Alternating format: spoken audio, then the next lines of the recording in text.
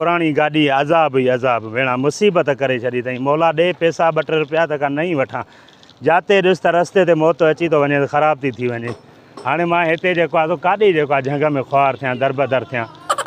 मौला सणाई कर मालिक ला इलाहा इल्ला अंत सुबहानक इन्नी कुन्तु मिनज़ ज़ालिमीन। ला इलाहा इल्ला अंत सुबहानक इन्नी कुन्तु मिनज़ ज़ालिमीन। ओ मुंहिंजा अल्लाह आसानी कर मुंहिंजा मालिक।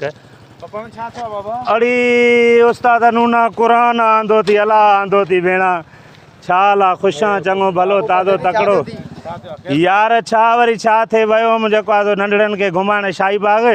हाणे जेको आहे हालत इहा त रस्ते ते इहा बंदि थी वई। पेट्रोल बि अॻो 100 रुपए जो विझरायो आहियांसीं। पर हाणे मसइलो इहो आहे त जेको आहे मां नंढड़े खे बि होॾे विहारे आयो आहियां। मां चयो हाणे केतिरो तोखे पंधु करायां। हाणे यार कबाड़ किणे नथो यार ये कबाड़ तूं चई बीठा तुंहिंजे पीउ अलाई ॾाॾे अलाई खपाएसि यार हॾा गरिया उन्हनि जा गाड़ी हले थी न ताईं त पोइ हाणे भला पैसा बि अचनि काॾों। यूट्यूब चैनल खोलियो आहे पप्पू परदेसीअ जे नाले सां। अलाह मालिक आहे जेकॾहिं मुंहिंजो चढ़ी थो पए चाढ़ो त पोइ नई वठंदुमि। रखो मौला दे हाली त कुर्ब कर मूंखे ठाहे ॾे वारो कर। थोरो सुरत परे ते थी जाॾे वञ तारे तूं बीठो आहे। भला छा कयूं यार।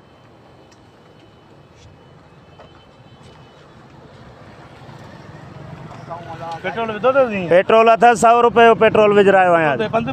इहो वाह आहे पई चंडरी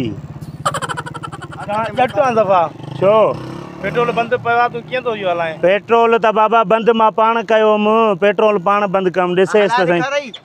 बसि बाबा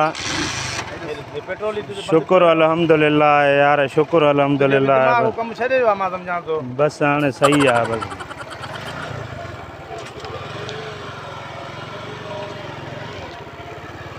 ओए लीड़े ॾिठीस था कमरस ए चङा ये दौर थी न मेहरबानी न थैंक यू न कुर्ब है को न छा बस जू मतलब भाई दुनिया थी बाबा हल बस तू छा चयो चयो ब्रेक दे मां न काथे पिया हां मां जंगे मदद थे बस एड़ा केड़ा कावा जेड़ा पुजन भाई असा जी भेणी ना हिन कावा सिधा थी। हां सही ना सिधा हल बाल चङा ये दौर दस